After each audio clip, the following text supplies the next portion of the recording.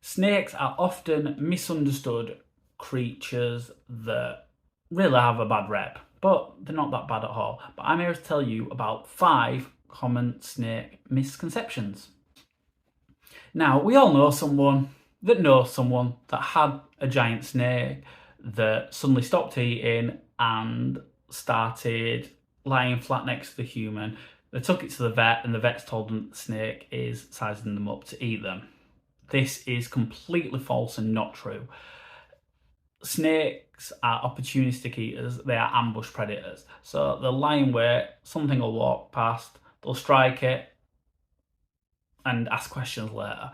Now, with the snakes are capable of doing this to a human, there has only ever been one snake that has even been recorded to do this, which is the reticulated python. And again, this is exceedingly rare to happen. So if you hear that story, it's completely false. Number 2, snakes chase you. Now, you do see a lot of videos of this, of a snake chasing someone online. Probably the most common one that you see is the Australia's eastern brown snake, which is highly venomous. Now, you see it, I've seen a video where it looked like it was chasing the guy and constantly going to bite him. But in reality, the snake was actually trying to escape. Snakes won't chase you, they will try to flee from you. So if you think a snake's chasing you, it's more likely going to be trying to get past you to either get into the foliage or down the nearest hole to feel safe. Because believe it or not, snakes are more scared of you than you are of them.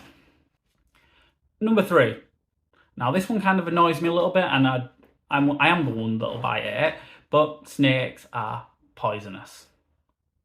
Now, apart from one species of snake, which is the tiger keelback, which is ironically poisonous and venomous, is the only snake to know that has any type of poison. Now, the difference in poisons and venom is on a easy level, simple. If it's ingested or if it is absorbed through skin, it will kill you. That is poison. And if it's injected or is introduced into your bloodstream, it's venom. So, for example, you could technically drink venom. Obviously, you couldn't drink poison, but you could drink venom. Now, this is not something I really suggest for anyone.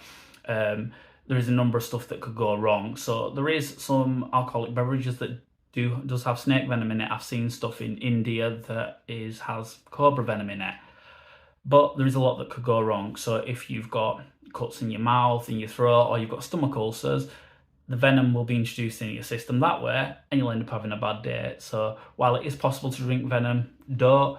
But if you see a snake, unless you happen to see a tiger keelback, it's more likely to be not venomous or venomous. Number 4. If you kill a snake, its partner will hunt you down. Now, snakes do not have any sort of social bonds, nor the intellect, nor the memory to recognise or remember someone that's killed another snake.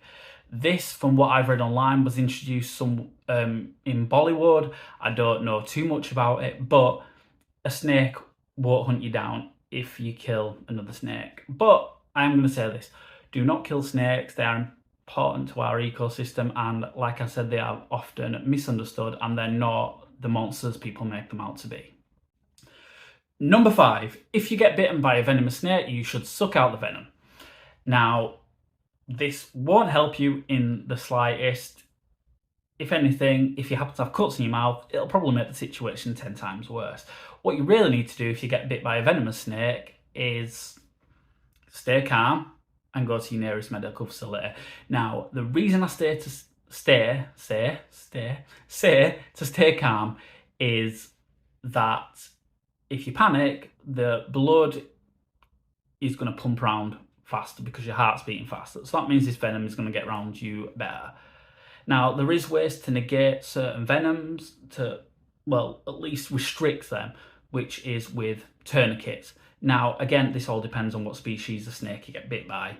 If you get bit by, say, a viper, so an eastern diamondback rattlesnake, for example, their venom is hemotoxic, which means that if you restrict the blood flow, it's going to stay in one place. So if you get bit on the finger and you're tourniqueting there or your finger, the venom's going to build up and build up there, which will result in you more than likely losing a limb. Now, if like Chandler of Chandler's Wildlife, you get bit by an Indian cobra. Now, this is the time to use a tourniquet, because cobras, along with quite a few other snake species, presents neurotoxic venom. Now, that's not the venom that you want flowing around your system. That is the sort of venom you use tourniquet on. So, like Chandler did, he tourniqueted up his arm there, but smartly, as soon as the snake bit him, he pinched there and restricted the blood flow to his finger, which did help him survive the snake bite, because in the end, that's all we need to do. We just want to survive it. Now, if you get bit by a venomous snake, like I said, it's more likely being defensive, but the key is to remain calm, get to your nearest medical facility and get the antivenom. I will point out, antivenom, people say, well, if you get bit by a snake, antivenom will save you. It might save you, but there has been cases, especially with king cobras, where someone's had 20, 30 vials of antivenom and still died. It all depends. So just be careful when you're being around snakes. I know it's easier said than done, but just always be careful. Now, if you want a video on the different types of snake venoms and the difference between venomous and poisonous on a more like in-depth detail, leave a comment. I will, if I get enough people commenting or enough people want it, I will do a video on the differences between snake venoms and the difference between venom and poison. I hope you've enjoyed this video, and I will see you all real soon.